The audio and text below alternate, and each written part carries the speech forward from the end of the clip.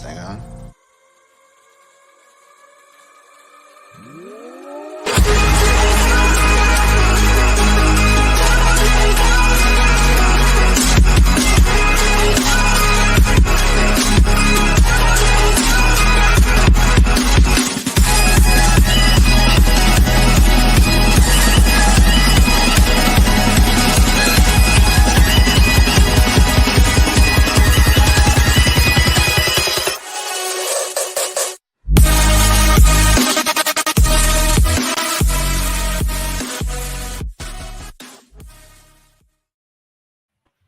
What is up, everybody? Welcome into another episode of The Cut. I am your host, Christian Williams, and I am joined, as always, by Randy Hall. Randy, how are you, man? Doing good, man. It's always one of the more exciting weeks of the year. We get to do a mega mock with our friends, and then get to go live on Thursday, hopefully with these friends, possibly, and other friends as well. So, always the best week. Yeah, We're it's friends? draft week. I think you used Yes. the term friends. Randy, you used the term friends a little bit loosely here. Well, Hey. I didn't pay for you two, so it's, That's true. Shout out. I don't know if shout it's out as to close, I Randy. guess. But Yeah. If you guys are listening to the audio form, you notice some new voices that we haven't heard on here in a while. If we're also they're joined- traditional cut, they know. If they're traditional cut fans, they know my voice. That's true, and they know Adams for what it's worth. But so, Sean, how are you, man? I am doing well. I'm glad to be back. I know that I'm kind of sporadic here, but anytime it gets to draft season, seems like we always kind of are all hands on deck. So it's fun. I can honestly tell you that I've probably looked at more these last 2 days than I have probably the entire offseason. I'm not you guys, but no, I'm excited. See my hat here that I'm wearing, and unfortunately that season didn't end how I wanted to for the Tar Heels, but redemption 2.0 2022-23, baby. That's true. Caleb's back, so that's exciting. Yeah. Adam, how are you, man? Minus the Sixers, just not showing up. I know this is a football Are they show, but Lose? yeah. yeah, they lost tonight. Yeah, it's. I hope we blow the lead just so we can fire Doc Rivers at this point. That's how I'm feeling at this point. Man, I'm like, oh no, the draft's this week. The Eagles are going to make me feel better. They're not going to make me feel better. Well, we'll see. I got yelled at I posted a what I would do mock draft on Twitter this evening, and the Eagles fans are not happy about it. I didn't want to comment on that. I know. Wasn't worth my energy. I understand. Love you though. All right. Couldn't do it though. I feel it. All right, we need to get into it or we're going to run out of time. The Mega Mock. So this is a 2-night extravaganza. Night one is going to be day one of the NFL draft, the first 32 picks. And then the second night will be rounds 2 and 3. I believe we'll be doing the second round Wednesday night. It'll either be live or we might just drop it, depending on how long it takes, we might drop it as just an episode. But tonight we are doing the first round. So we just kind of we rotate picks. The four of us kind of make our picks for round one tonight. And the order is me. I had the first pick, Randy second, Adam third, then Sean fourth. So I guess, do you guys have anything to add before I kick us off here? Nah. All right. Yeah, why did I have to be last? Yeah. It definitely wasn't planned to give you the second round pick of the Browns. That's for sure. Yeah, no, that ended up working out okay. Although some of these picks, honestly, particularly that one, because of some stuff that happened before, right before the pick, it was definitely harder. And as you guys know, I was kind of going back and forth even after I made the pick. But which we always do. That's it was a heart versus head thing. I got. Yep. I get it. Yeah. All right. Well, I'm going to get us started with the Jacksonville Jaguars on the clock with the first overall pick. And I know that this has kind of changed. It's gone back and forth. Now, Trayvon Walker is the favorite to be the number one overall pick, but I still believe that there's a chance they want Aidan Hutchinson. And so we also did this mock. We started this mock before the odds shifted. And so I might have gone a different direction. However, I'm going to stick by it. It's what's in my final mock. I think Aidan Hutchinson is a fantastic edge rusher. He's, he's getting some weird like criticism that he doesn't bend or that he's not a great athlete on the field. That's wrong. He's a top 2 player in this class, in my opinion, and the Jaguars really should take Kayvon Thibodeau. I just don't think that that's going to happen, and I went with Aidan. So, yeah. I was obviously Aidan is going to be, and I think in everyone's opinion, a top 2 pick regardless, but he's gone number 1. So for the Lions, I went with Trayvon Walker, what we just talked about. At this point, I think it's these 2, 1 and 2, in whatever order. The Lions, there's a chance they go like Kyle Hamilton or Thibodeau or maybe a corner. I just don't. I think you get an edge rusher you like, and this is kind of more of the style of edge rusher that they like over Thibodeau. Yeah. Did you consider Malik Willis at all? I did. It's just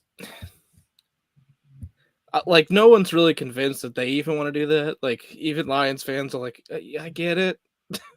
Yeah. But I would rather take the shot at 32 or 34 on the quarterback this year. Yeah, I get that.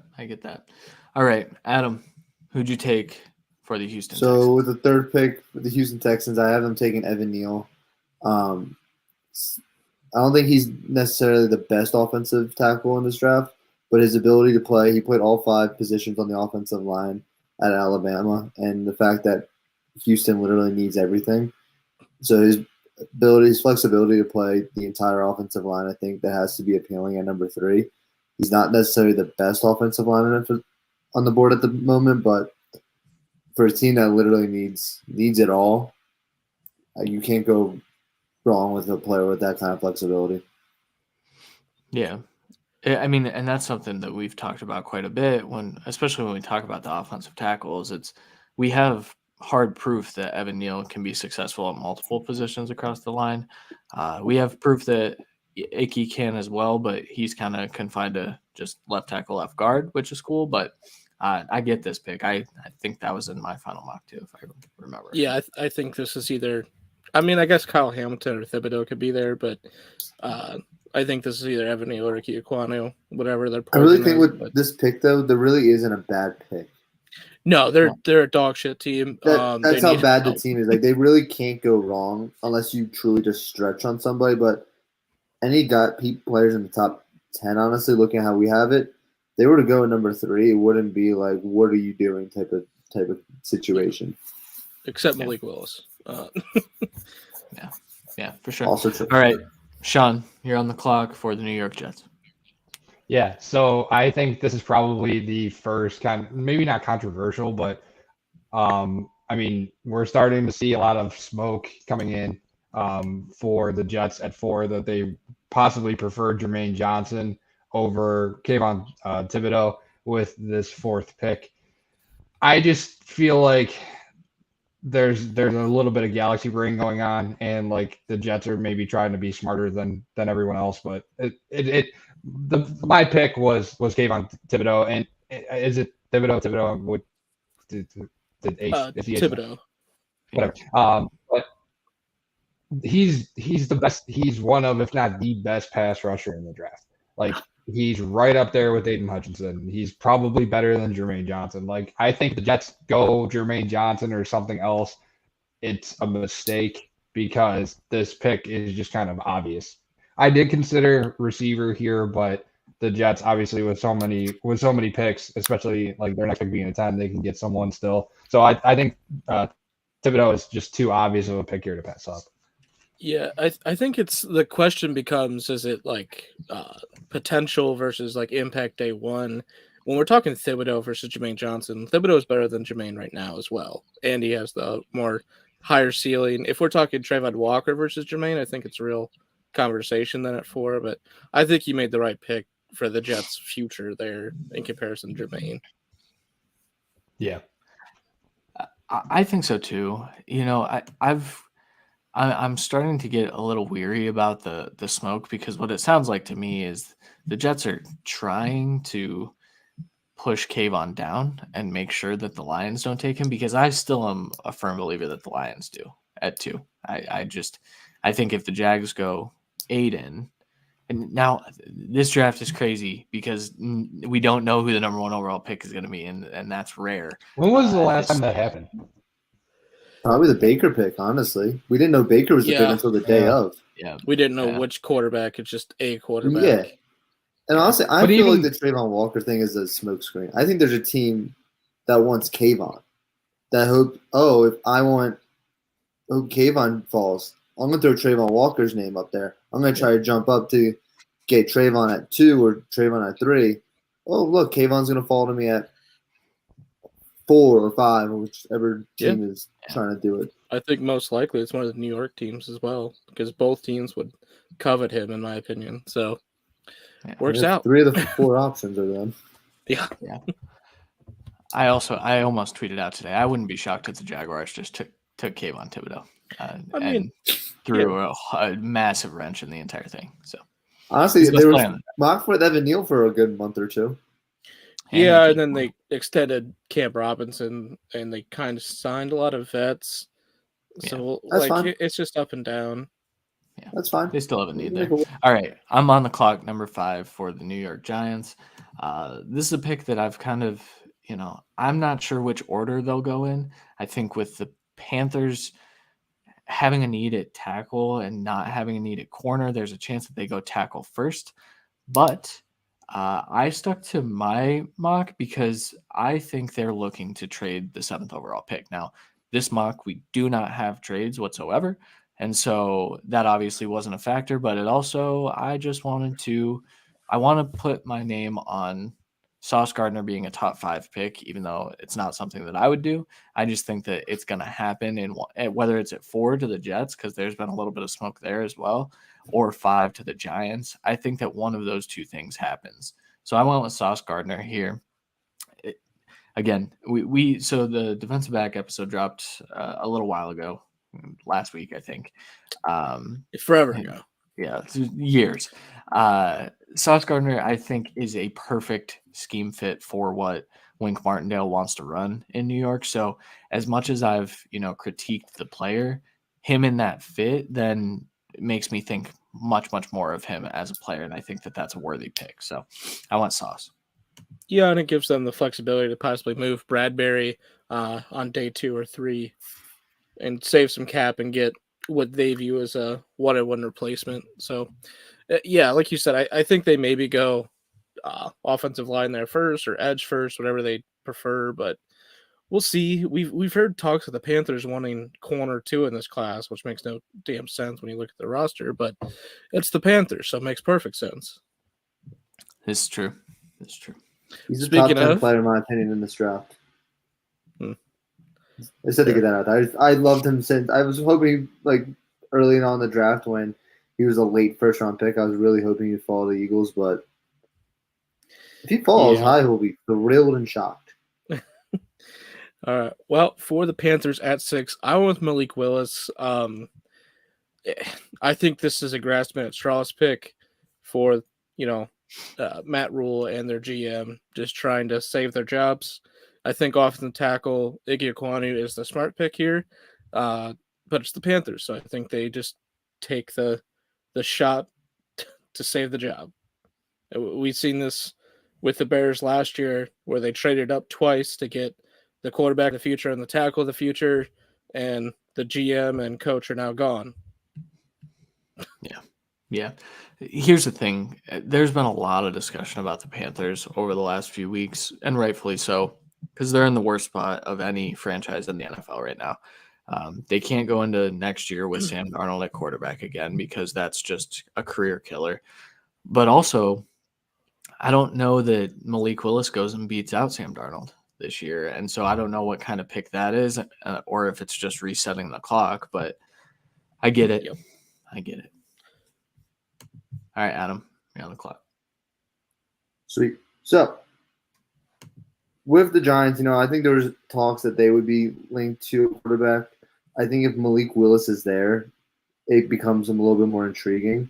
But since Malik Willis is off, I think they go with Tyrod Taylor for at least a year. I'll reword that. They go with Tyrod Taylor for maybe parts of the year. But I think I haven't taken Akeem Akeem, offensive tackle from NC State. We see with rookie quarterbacks, if you bring a rookie quarterback in and you have a really shitty offensive line, they're not going to succeed. So I like them to lock down the offensive line to the best of their ability. So next year in a much better quarterback draft, when they try to get a guy like C.J. Stroud, Bryce Young, they're walking into a better situation than if whoever they were drafted this year were to come into. So they have the best offensive tackle on the board at 7, so might as well take advantage of that. Is a dude. That's all I got. He's a dude. I get it. All right, Sean. Yeah, so I think the Falcons at 8 are. I guess you can maybe put the Panthers up there, but I would say that for me, the Falcons were the first legitimate wild card where no one knows what the hell they're going to do with this pick, myself included. I mean, when you look at what they need, I mean, yes, Marcus Mariota was brought in to be the starting quarterback for now, but are they really going to try to redo this with him? I mean, no more Russell Gage, no more Calvin Ridley's out for at least this upcoming season. And then you look at they need an edge rusher, they need some secondary help. So I just kind of did the obvious thing here and went wide receiver. And there's been a lot of Garrett Wilson being linked to the Falcons in the last couple weeks. So I kind of just followed that train. So with the 8th pick, I'm saying that the Falcons are going to take Garrett Wilson. Yeah. When we get to there's a big trade that just went down, by the way, just letting you all know. What's that? Shall we wait till we get to that pick while you all just scroll through Twitter, or do you want me to say it now? Let me find it. And then I can judge. The big trade. It's going to fuck with Christian's pick, so have fun, buddy. Or no, it's going to fuck with Sean's pick. Damn it. I don't see the trade, so. What's the trade? Oh, well, I was waiting. The Chiefs and Vikings have a deal in place for the 12th overall pick. They're still weighing options, but it looks like Kansas City is going to be moving up to 12. Who tweeted this? NFL News. All right. We'll see. You know, well, we'll take it as the possibility with that usual grain of salt, I guess. But it does make sense. When we get to that pick, we'll go with what our original mock is, but I will say the Chiefs do it. I already kind of know in my head what I think they're going to get. I assume this is going to be more of a draft day trade, anyways. So yeah, but I'll mention it at least. But yeah, so at 8, Falcons, Garrett Wilson. Yeah, and he's a good fit for the offense. You need to replace Ridley. He's gone after this year, regardless. Anyways, I think he wants out. They want him out. So you need to build for the future with whatever quarterback you draft next year. Yeah, for sure. All right, I'm on the clock with the Seattle Seahawks at number 9, and I don't think that the Seahawks are gonna make the right pick, but I wanted to get a little interesting with this one and do something a little different than what I normally do. So I gave them Derek Stingley Jr., the corner out of LSU, one of the best 2 corners in this draft, in my opinion. Been battling injuries, been battling a lot of stuff that's happened at LSU, but his freshman year film is some of the best corner tape I think I've ever seen in terms of college corners, obviously. And I think that there's a world where he gets back to that. There's a lot of buzz that he is also in play in the top 5 at this point.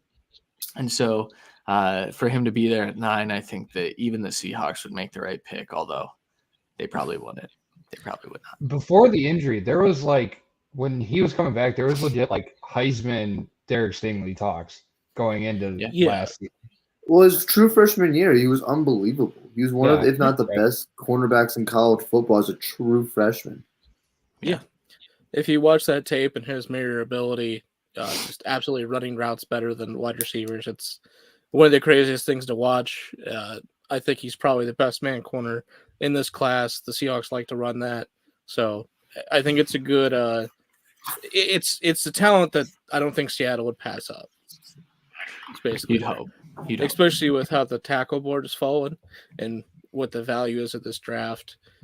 Getting the corner that you want when you have 30 other fucking picks is smart. Yeah, for sure. All right. Jets at 10. Sean gave them possibly the best player in the draft, Kayvon Thibodeau. At 4, I went with Drake London here at 10 with Garrett Wilson off the board.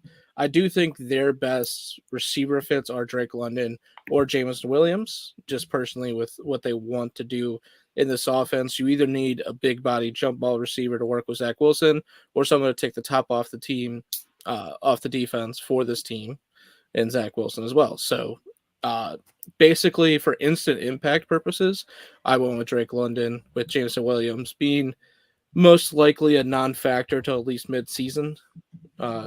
Like as true developing as a rookie, learning your playbook, working with a new quarterback, just how it goes.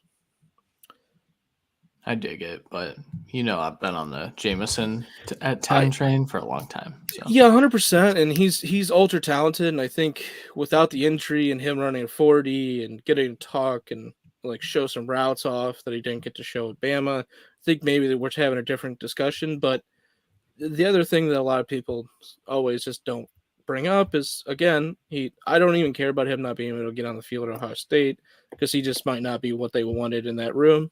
That's perfectly fine, and they had gods there already.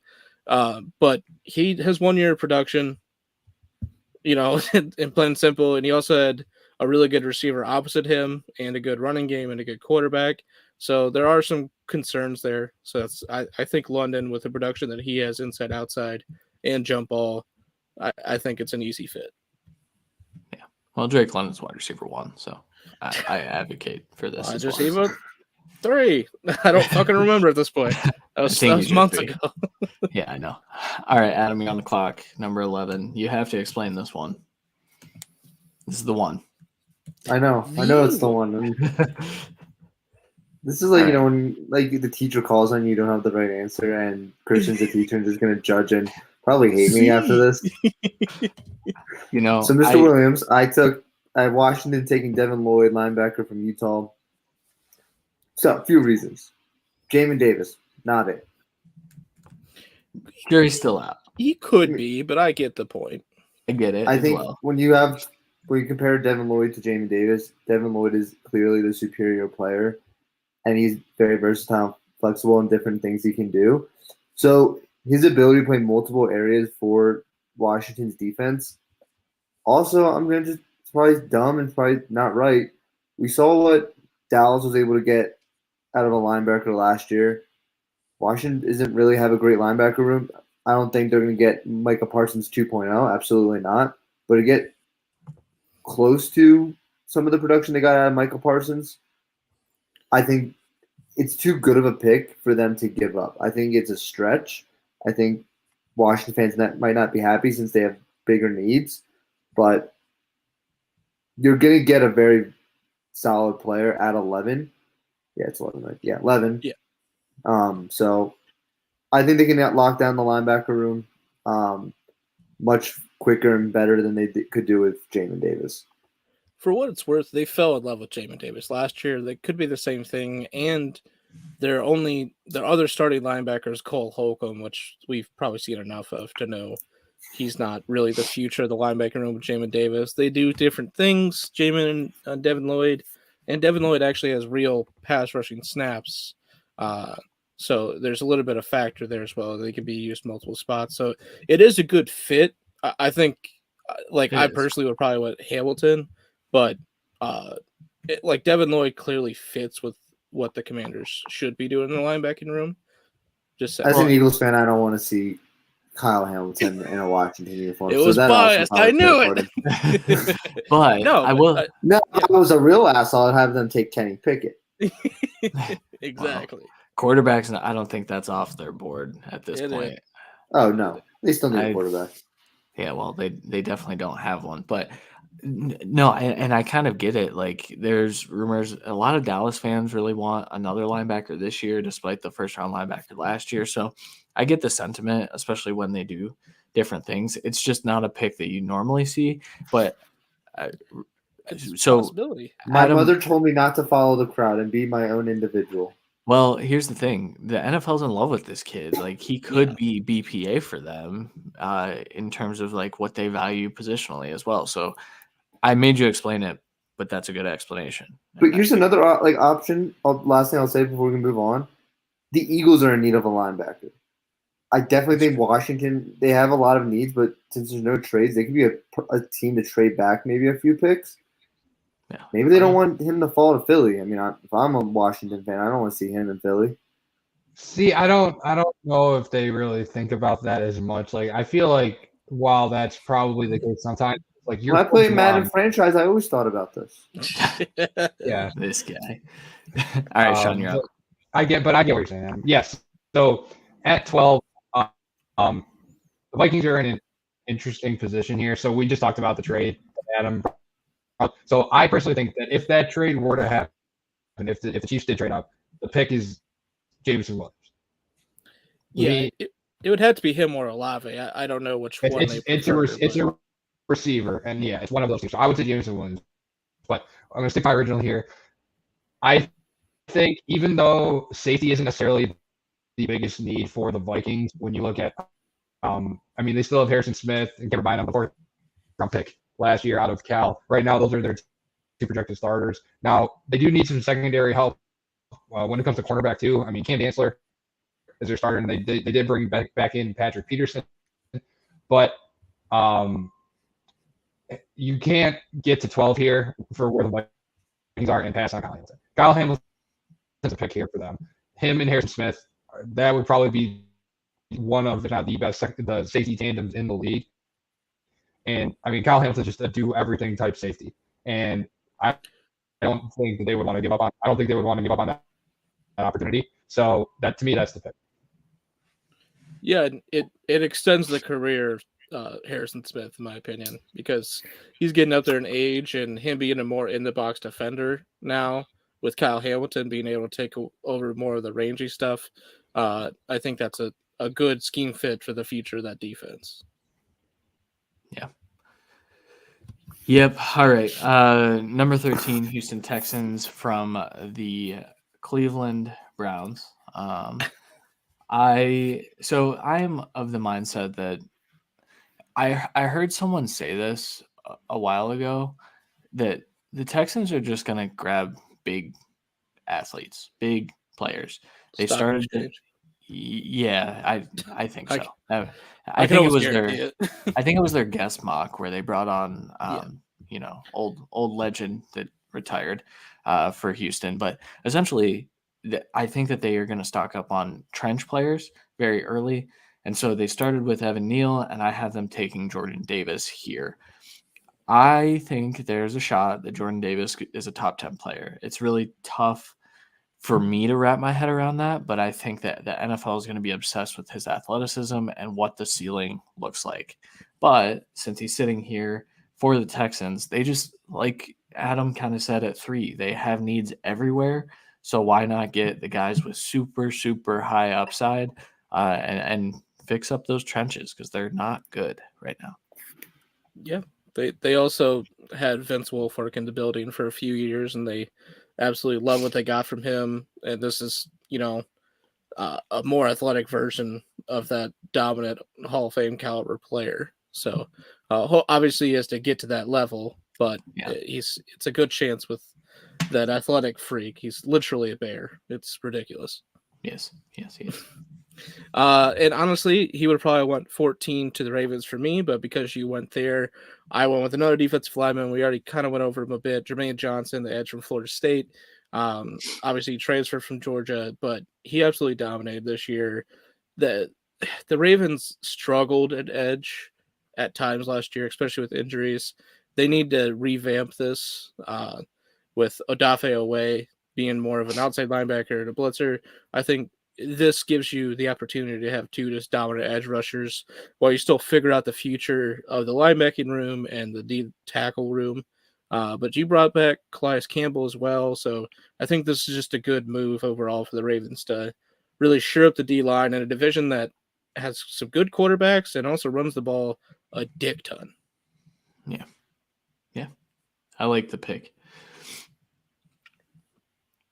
Adam, you're on the clock. All right, Adam with the Eagles. Oh, no. With the 15th pick, the Philadelphia Eagles take Carson Straunavic. Oh my god. That'd be terrible. They would never And take a quarterback. I'll take Treylon Burks, wide receiver. No. I haven't taken Chris Olave, wide receiver from Ohio State. I mean, it's no question they need another wide receiver to play alongside Devontae Smith. Jalen Reagor, Quez Watkins, J.J. Arcega-Whiteside. He's a tight end. That's tight end J.J. Arcega-Whiteside to you, sir. He's changing. He's unemployed, going to be unemployed in 4 months, so it doesn't really matter. Yeah. So they need another wide receiver to play alongside Devontae Smith. I went between him and Jameson Williams to get that Alabama to Eagles pipeline going still. But the ACL injury is a little frightening, and I really don't want to see Sidney Jones 2.0 with the Eagles. Howie will probably still take Jameson Williams. Seen reports that they're in love with him and they're trying to trade up to 10 with the Jets to get him. I think that's a bad move.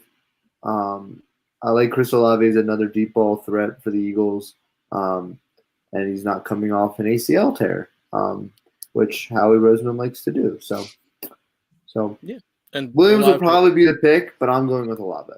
Yeah, Olave fits what the offense should want to do as well, with Jameson Williams kind of doing a little bit of what Devonta Smith does, getting the ball quick or going deep, whereas Olave just wins on all three levels and can kind of add another depth to this offense. And he has the speed to get open deep, which is what they wanted from Reagor. So, All right, Sean, you're on the clock.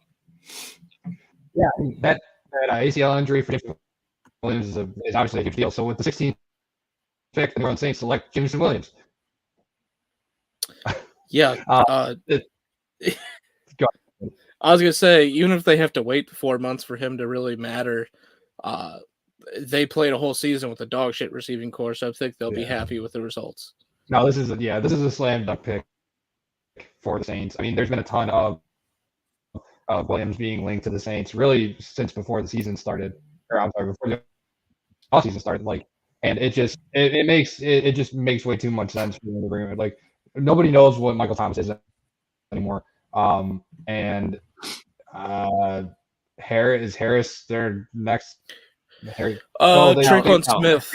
They re-signed Tre'Quan, right? Yeah. So I mean, Jameis needs something he needs someone to throw to. So, and the explosiveness of Jameson Williams pretty much outweighs the risk of him. And all the reports have been that he looks outstanding coming off of this injury, like that he's ahead of schedule, that his explosiveness still seems to be there. So I honestly, if this happens, I do think the Eagles fans come a couple of years. I love Chris Olave, but I think they're taking over Jameson Williams if this happens. Oh no! I hope they don't have to live through that again. Oh no! I think it's Justin Jefferson Part 2. Olave is good enough to where I don't think that'll be as big of an issue, even worst case. I'm not sure Olave can be a wide receiver 1, but he doesn't have to be on the Eagles, so it's a good fit. But having Jameis Winston throwing deep to Jameson Williams is all I want to see. No. So here's the thing. I got sniped here. No, they don't need another receiver. I didn't know you could Fuck snipe anybody in you. a mock draft, but whatever. You can. I was sniped. I had it loaded up. I was ready to give Jameson to the Los Angeles Chargers. And texted me. Unfortunately, too. Yeah, I was upset. I do think the Chargers need a third wide receiver. I think that while they have other needs, so they addressed a lot of their stuff on defense. And they revamped that. I think they still need a corner. I think they could use another safety, but I also think that a wide receiver would make some sense. With that being said, I'm going Charles Cross here because Charles Cross is my offensive tackle 2. I have him ahead of Evan Neal. I think what you have to do now is just switch him over to right tackle, unfortunately. But he's going to be set there. I think he's good. I think he's good enough in the run game. I don't think the Chargers care about the run game all that much. Anyway, they're just going to let Justin Herbert sling it about 45 times a game. So Charles Cross is a really good tackle for that situation. Yep. All right. For the Eagles, after getting Chris Olave, I went with Devontae Wyatt, the D tackle from Georgia. Somewhat limited production, but mainly just because of how good this Georgia defense was. But he is a good fit for what the Eagles want to do for the future. They have two D tackles that they like, obviously with Fletcher Cox coming back. However, he's back in a 1-year deal. This gives you a little bit of depth to the defensive line, worst case this year, but gives you a replacement for Fletcher Cox of the future, and a very, very fucking good one at that. They are heavily rumored in on Devontae Wyatt and Jordan Davis. He's here at 18. I don't think they could pass him up, even if they. I mean, edge and corner are a big need for them. Linebacker as well. It's just we know they don't value corner or linebacker, so it's hard to have them pick that. Yeah. All right. I love the pick. Adam, you're on the clock. Saints. Yes. So, with the 19th pick, the Saints take Kenny Pickett, quarterback from Pitt. I think either the Saints are in the market for a quarterback in this draft. I know they re-signed Jameis Winston, signed Andy Dalton. Andy Dalton's not it. I know this team is getting close. They're on the verge of still being a playoff team, barely, and they need a quarterback to do so. Andy Dalton sure as hell is not that guy. Jameis Winston still has a lot of injury concerns. I think Dalton truly gets cut during camp this year, which will leave Winston and Pickett for a quarterback battle, with Winston getting the nod at first and Pickett coming in mid-season when Winston's not it. So I like the fit with Pickett there at 19.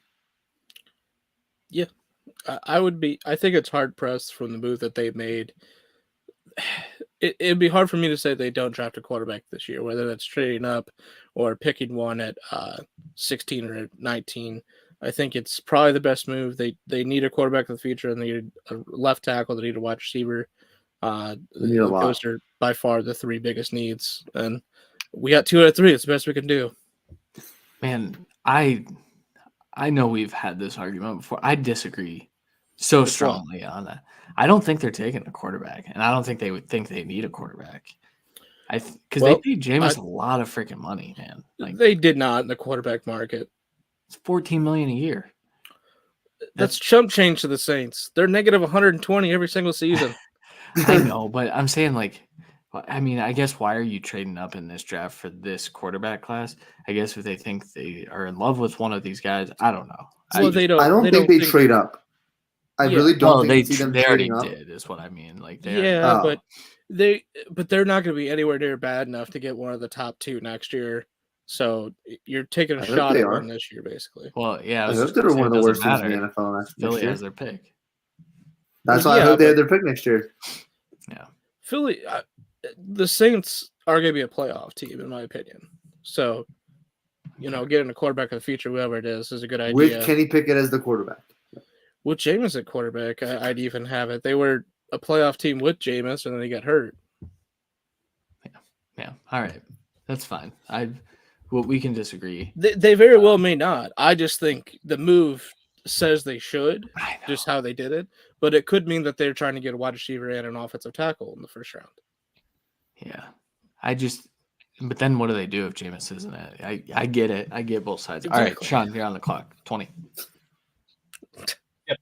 So I think this one, the position probably makes sense to a lot of people, but the player maybe doesn't if you're not Christian. With the 20th pick, I'm having the Pittsburgh Steelers select Desmond Ridder, quarterback out of Cincinnati. I know Christian is kind of fully on the Desmond Ridder train. I think there's a lot of people that are thinking that he possibly has the best tools of this not great draft class to be that he's kind of the most pro-ready quarterback. And I think that the Steelers aren't stupid when it comes to that stuff. Number one, they know Mitch Trubisky isn't the future of that team, whether or not they did sign him for that 2-year deal. And I think that they signed Ridder with the full well knowing that he's probably, or they draft Ridder knowing full well that he's not going to be in their plans for next year, maybe not even the year after, but he's eventually going to be the guy that takes over He's going to sit behind Trubisky, and I think of the quarterbacks, it would make the most sense for it to be Ritter and not a guy like Matt Corral or Kenny Pickett or Malik Willis, who maybe people would think that they should be pushing to start more. I think drafting Ritter kind of shows that it's the developmental process. Yeah. I mean, I'm all on board with Ritter being a first-round pick. I think he goes there. I just don't know where. At this point, I think I mocked him a little later than this, but I also had the Steelers trade up when I was able to do trades. So I like it. I actually really like the fit too with that offense. It makes some sense. So, all right, number 21. Randy's gonna hate me for this pick, but I just wanted to get a little spicy. I went to New England Patriots. I went Christian Harris, linebacker out of Alabama. There's been a lot of talk that he is considered a first-round pick by a lot of NFL minds. I disagree with the evaluation, but we see crazy things happen every single year. We see guys that should be drafted in the second or third always push their way up. Christian Harris, Randy likes to talk about how if the Patriots had speed at linebacker, they probably would have won a few more games. Christian Harris offers that. While I don't think he's the best one here, I think Nakobe Dean is. That's not the type of linebacker that the Patriots like. And I know that position-wise, linebacker isn't very likely unless Lloyd is still on the board, but I just went with something a little different because that's what mocks are for. Fun. We're having fun. Yeah, I mean, personally, I think they go probably like Trey McDuffie or Kyer Elam or Gordon, somewhere in the cornerback room at this point with Lloyd gone. I agree. I don't think Dean is on their radar. They have ironically the same mold at linebacker that they like as Bama, where they want you fast, but they also want you, to look like a fucking linebacker. So Dean is a little bit small for their standards necessarily, but not the talent level. So yeah, I do think it'd be Devin Lloyd, or they'd wait till the second round for linebacker, but whatever. Listen, man, I dabbled with the idea of putting Leo Chenal here. So if it was the second, I would have done it, but you did this. He was on the board. Whatever, we get there. Packers at 22 from the Las Vegas Raiders in the Devontae Adams trade. I have them going George Karlaftis here, the edge from Purdue. Yes, it's not a wide receiver, but in a mock with no trades, and the only teams, I mean, there's a chance that like Cowboys, Bills, Titans take a wide receiver, but with more pressing needs on those teams, there's a good chance that you get the best edge on the board, in your opinion, here, and get your best fit at wide receiver at 28. When there's multiple that do fit what the Packers kind of need to do to rebuild this team. Karlaftis is by far the best edge on the board for me. He's a really good fit for the Packers. This is where he could really be used to his fullest extent in that more of a 3-4 style defense as a more of a 5-tech edge, obviously not a stand-up, but he could really grow and develop here, and he's on the field, which is what they need from the edge position desperately. A 5 player in the class. Yeah, they also they want edges that can move between 3, 5, and 9. And I think Karlaftis doesn't really offer a lot on the 9 necessarily, but at least he offers the 3 to 5 flexibility like Rashawn Gary does. Man, on pass rush downs, like third and long, I think he could slot in at 1, or I think he could offer something. But there. they have, Kenny Clark and. Yeah, they have a lot of guys. Who the hell? I just know their 3 is Lancaster, which they're not happy about being their 3. Whereas Rashawn Gary and Karlaftis can take those reps if needed. All right, Adam, 23 Cardinals. So Karlaftis was my original pick until Randy stole him from me. So sorry. Thanks, Randy. You're not sorry. So I do have the Cardinals staying with the edge. I think a little bit of a reach on. So I have them taking Arnold. All the players I can't pronounce. Ebiketie. Yeah, him too. So I have Arnold going 23. I love his speed, and Arizona's not something that might not be looking in the edge market, but yeah. Chandler Jones is out. JJ Watt can't stay on the field. I think they need an edge. I've been looking at some other options if they want to, maybe go down a different route with the edge rushers, but I like the speed with him. I think that's something that's going to attract to Cliff Kingsbury, since that seems to be priority number one when he signs players. So he fits that mold. Yeah, he fits more of like a Chandler Jones style replacement than most of the other edge rushers here. Like Boye Mafe doesn't really fit that necessarily. They desperately need edge help. They need guard help. They need corner help. For a team that was 7-0 to start and then 11-6 making the playoffs, they need a lot of help still. And your quarterback doesn't want to play for you. But also kind of does. But sounds like he's gonna be pissed by this one. I can tell you that. Yeah, that's true. This wasn't a guard or receiver. I'm done. All right, Sean. Cowboys. I'll be honest. I had no idea what the hell to do with this guy, because I 100% think that this could be Treylon Burks could be. or another wide receiver, because that's just what the Cowboys do. Especially now with them losing Cooper, really only bringing back Allen. Like, I 100% thought that could be the pick, but I kind of played it safe with this pick. So at 24, I had the Cowboys taking Trevor Penn, the offensive tackle out of North Iowa, kind of bolster their offensive line. They lost Connor Williams, so I do think that they're going to be looking to make that a little bit better. And from what I've seen, Penn can kind of play almost every offensive line spot. Early on, he's enormous, by the way, but early on, it wouldn't be the worst thing for him to be left guard while he works on his passing game, because a lot of outside shoulder gets to him, and he's overly aggressive. So being a dominant run blocking guard, trying kind of in the line of like what Quentin Nelson does, is not to that extent, is probably a good thing for his future while they plan to move him to left tackle or right tackle. I also think he could start right tackle for this team, but they need left guard and right tackle pretty badly. Yeah, it's a good pick. This is the furthest I've seen him fall in recent mocks, so it's deservedly so, though. Yeah, I think besides the top, I think once you're out of the top two, people are like picking favorites, and it's kind of a hit or miss where they're going to fall. So yeah, we'll see how that goes. Yeah, for sure.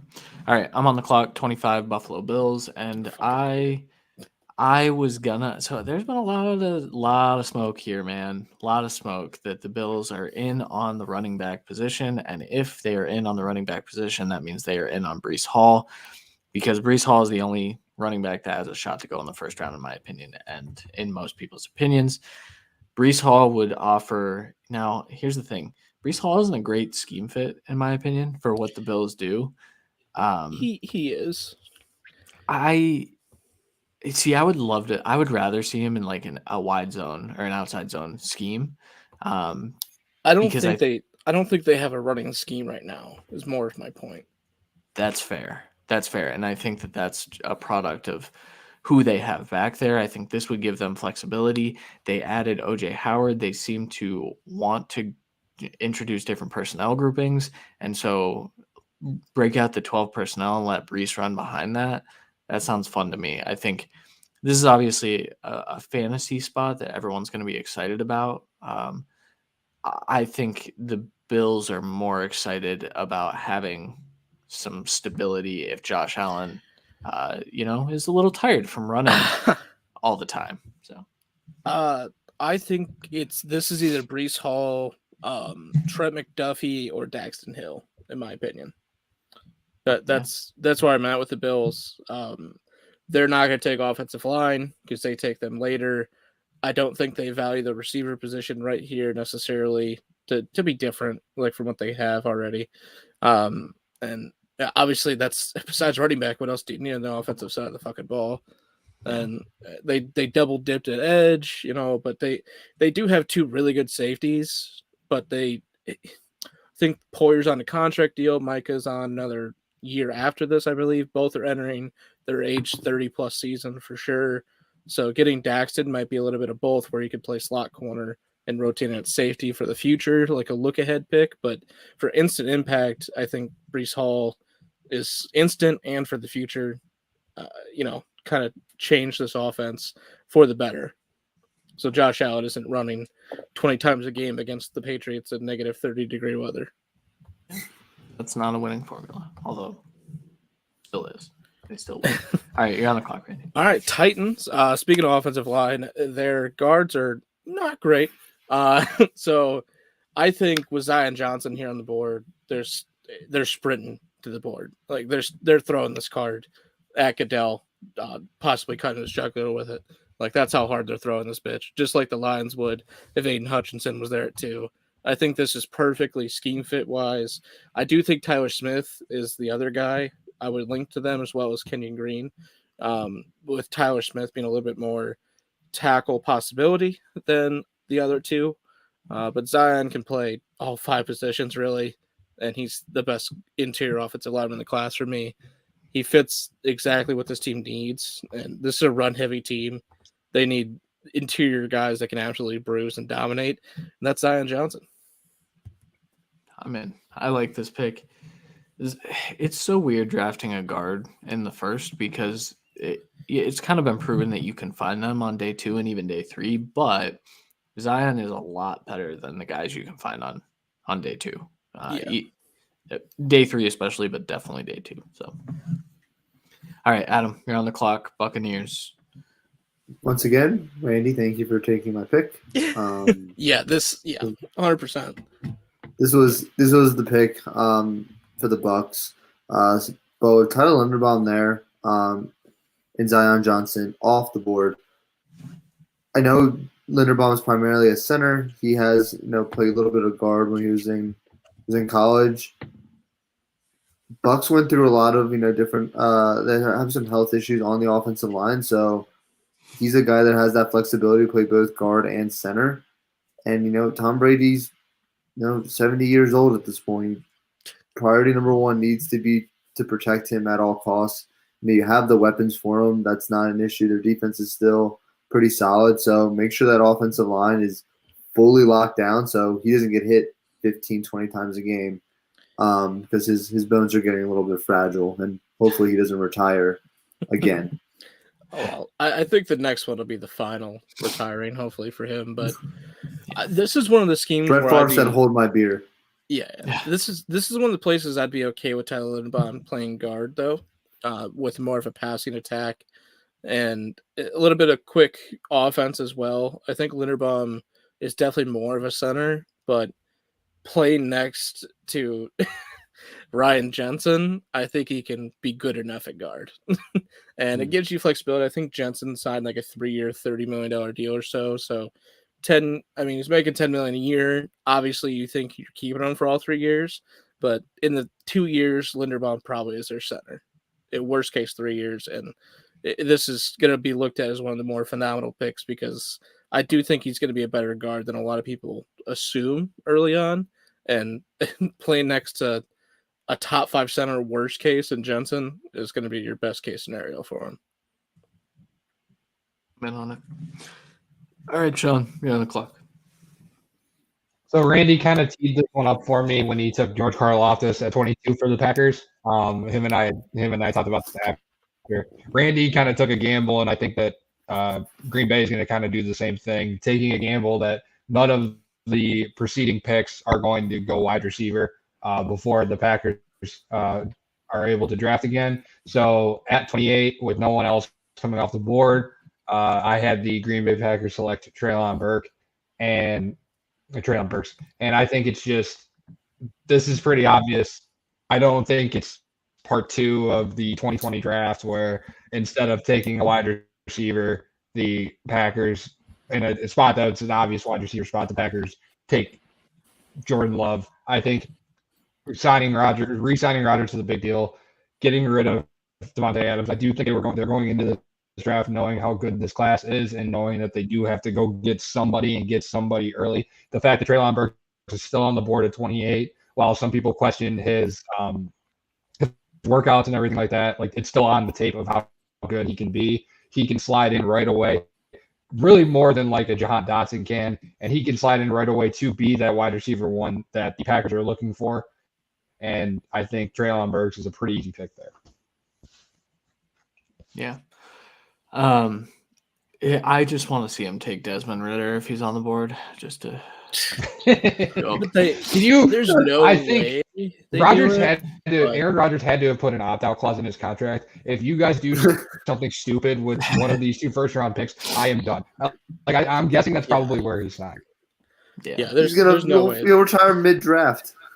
Yeah, right. He would too. It'll be like Rodgers Jason would Witten fucking retiring in the retire middle of the draft. Yeah. Would not be good. All right, I am on the clock at 29 for the Kansas City Chiefs, their first of back-to-back picks. Oh, so mad And about this. yeah, well, so One of them's probably gonna be a Minnesota pick. Well, listen, yeah. I mean, Allegedly. to up to 12, I wouldn't be shocked if it's 29 and 30. It would definitely be 29 and 50 at worst, I would assume. and a future. Because that's a massive jump. Yeah, I mean, yeah, I think it would be both of them for what it's worth. But as of right now, they hold both picks, and I went with the corner to start. I think that they are locked into a corner pick at this rate. And with Trent McDuffie still on the board, I felt pretty comfortable taking him there. They have had success with, smaller, undersized corners. And this one in particular has some of the best instincts. He's one of the best tacklers. He's my CB3, and I think that while his length is going to be a problem for some teams, I think the Chiefs will say, that's fine, we can make that work. So Trent McDuffie here at 29. Yeah, I said I hated this, not for the fit. I think he's a really good fit here. It's because that means at 30, I had to pick one of the receivers. And you had to pick which one they would take, which is worse than I thought it would be, because I think when we envision, like we already talked about the Vikings trading up, it's, they have a guy in mind. It's, Wilson, it's London, it's Jameson Williams, it's Olave even. Like, we have a guy in mind. But here, with how the receiver board break, I don't think you can pass on a receiver here if you're them, just because you gave MVS a pretty big deal, but he's unproven as hell. Juju Smith-Schuster's never been able to do it as a 1, and you gave him a really cheap 1-year deal, basically. I think you need what you believe is your future of this offense at receiver. And the way the board broke, I think this is either Sky Moore for me or the guy I actually picked, which is George Pickens. I think upside-wise, George Pickens is the best receiver left on the board. I think he's the only one that I would envision being a true wide receiver 1. I don't think he gives you what you lost with Tyreek Hill, but I think that's why you signed MVS, to try and get some of that deep threat. I think you signed Juju to have a little bit of that quicker game in the slot. Pickens gives you everything else you need from wide receiver, and he can really truly be a top dog. And when he wants to, he can be a good blocker as well. There's some injury concerns, but a lot of teams are going to like the fight that he had to get back on the field when he did not have to this year. But he fought to get back to be on a championship team, and they did it. And he made a couple big catches in those last 3 games. So I do like what we see from George Pickens. I think at this point he's going to be a first-round pick, and this is where it's going to be. It's not going to be early by any means, but I think anywhere from like the Titans, the Packers, the Chiefs, and the Lions is where I would see him going in the first. Yeah. Do the concerns about his character issues have anything to do with a possible kind of questions about that pick, Randy? Like, because that article that came out today on The Athletic seems pretty damning. Yeah, so that's where it's. I think injury concerns are kind of like waned off at this point with how like quickly he fought back from what should have been a season-ending injury, and coming back in a college season, which is quicker than a lot of people can remember. I think all the injury concerns are a little bit off the table. Character concerns where it comes into play. But, with this head coach and like this regime, this quarterback, I think you can kind of get away from a little bit of that.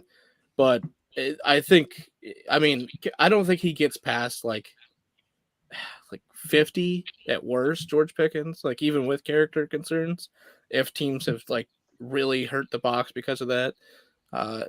This is clearly, like I said, a little bit more towards the ceiling, but to really be a true wide receiver one of a team, which is what the Chiefs need now, I think this is their best case scenario. Yeah, well, he won't get past 44 because the Browns love guys with character concerns. Mhm. Adam, you're on the clock. Oh, Jesus number Christ. 31. Fuck. Well, with that, so I had the Bengals. That's where you were teeing that up for ever since I said that, you were waiting for that. I was excited. I was ready. The second you said character concerns, he was like, "Ding dong, got it." Yep. He had that All right. written down for weeks, waiting for someone to. It's No, it's in our scouting report. We do have a negative for him for character concerns. And that's why, like, that stuff that came out today, I was not shocked at all. Yeah. His own coach said he needs to mature. That's never a good thing. That's stuff that you don't like to hear. It reminds me. No, I'm not going to say that. Yeah, Adam, you're on the clock. Move on. 31 Bengals. So I have him taking Kenyon Green, guard from A&M. There's no question the Bengals' biggest need is offensive line. And I really don't think there's a bad pick as long as it's an offensive lineman for him. Truly, that Super Bowl was lost because of that offensive line. So should have been a pick last year where they took an offensive lineman. They got an elite wide receiver. So hopefully they don't make the mistake 2 years in a row. So they can try their best to repeat as AFC champions. Yep, they need corner bad. With McDuffie getting picked right before them, I do think it probably gets them off the corner market for right here instead of reaching. They've spent a lot on the offensive line, bringing in Ted Karras to be center, which is more of a band-aid good starter now than more of a future, and bringing in Alex Kappa, obviously being a great guard, and La'el Collins. Your right side's locked up now. Your left side still has question marks. Jonah Williams played really well last year. We're not fully sure if he's a tackle or guard yet still. And this is making up for what is penciled in as their starter right now. It was the shit pick last year in Jackson Carman, in my opinion. I think Kenyon Green would easily be better than him. And worst case, you have those three fighting for the two positions, and you get the best possible line you can get out there for the future. So, yep. All right, Sean, finish us off here with Detroit. All right. I think this is the pick that probably everybody's talking about once Thursday night's over. So the Lions have 2 out of the next 3 picks when it comes to 32 and 34. What I had them do, I did consider Nakobe Dean here, falling all the way down at the end of the first. But with the 32nd pick, the Detroit Lions take their quarterback of the future, Matt Corral, quarterback from Ole Miss. I do think if he doesn't get hurt in the bowl game, he is drafted before Desmond Ridder or Kenny Pickett. I do think he maybe is the first quarterback off the board if he doesn't get hurt and have to fight back from the ankle injury. He's just shown flashes of how good he can be. And I think that the Lions aren't sold on Jared Goff. I do think even if they don't take a quarterback here, they would take a quarterback in the second round. So I'm having them just take it to end the day at 32 and take Matt Corral. I get it. There's been a lot of speculation that they're in love with Sam Howell. I don't know Never at what you. pick. No, legit. Yeah, I mean, yeah, he's QB1. He's QB1 for sure. And go into that situation, any quarterback that goes to Detroit is in a good situation because they're going to use some of this capital. I think As long as they're ready to bite kneecaps. Exactly. Yeah. Well, Matt Corral definitely is. I mean, he hit Wayne Gretzky's kid, so that's all that matters. but this gives them the 5th-year option of the deal when you're basically redshirting this quarterback for a season, most likely giving Goff the full season because they do like Goff as well, but they know he's probably not it. So getting a possible quarterback in the future and a guy that does good through the air and on the ground to pair with DeAndre Swift and TJ Hawkinson and Amon-Ra St. Brown for the future. I mean, that's a good-looking core in the offense, especially with that fucking offensive line. And there's sorry, Andy, but there's a chance that they're not drafting high enough next year to take Bryce Young or CJ Stroud. Yep. They probably won't be. Yeah, and to the Nakobe Dean point, I don't think the Jaguars are taking linebacker at 33 with the money they spent at the position in the offseason. So I think if you're not going quarterback there, I think you maybe go safety to make sure the Jaguars don't take whatever safety you want there. I honestly getting the quarterback. I honestly considered like Jahan Dotson there. Yeah. Yeah. Yeah. Well, yeah, wide receiver or safety is who I think the Jaguars would take that the Lions would take. Like, so getting like to protect them either from you get your quarterback that you want with the contract and then get Dean at 34, or you take one of those, in my opinion, although Dean is the best player there. Yeah. He is. All right, that'll do it for the first round of the Mega Mock. We will be back on Wednesday/Thursday, one of the days this week before the draft, obviously, and we will be providing you with rounds 2 and 3. Can we do it Saturday morning? No. Aw, we'd be 100% then. That's true. We'd have to redo everything that we've done. Which we need to finish that. Screw that. Also, we will be live on Thursday night. We'll have some cool graphics. We'll provide you guys with some draft analysis and we're not going to talk about the sappy stories because, we don't know all the sappy stories and you don't want to hear about the sappy stories. You want to hear about, what kind of football players these are and what kind of football players your team just got. So we'll be talking through all of that on Thursday night. I think Adam, Sean, Jeff and Kevin from the Debbie Royale and Football Guys will be joining us. We'll extend the invite to a few other people as well, I'm sure. So tune in on Thursday Don't forget night. Sweet. If he can. Yeah, I don't know. Sweet is very busy trying to run a lot of a program when a lot of our bosses are gone. And this guy hasn't made it there yet. So. That's next week. Yeah. So we will be back on Wednesday and Thursday.